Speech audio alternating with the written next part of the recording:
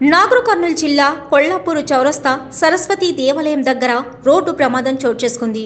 Car rash driving వల్ల 2 బైకులు ఢీకొనడంతో నలుగురికి గాయాలయ్యాయి. ఇద్దరిని విజేందర్ రెడ్డి, మంజుల భార్యాభర్తలను హైదరాబాద్ తరలించారు.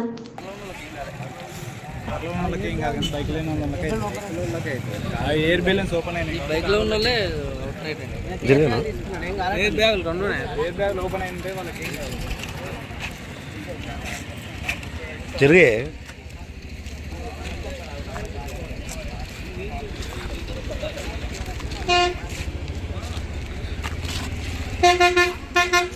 జరగనా ఓ నువ్వు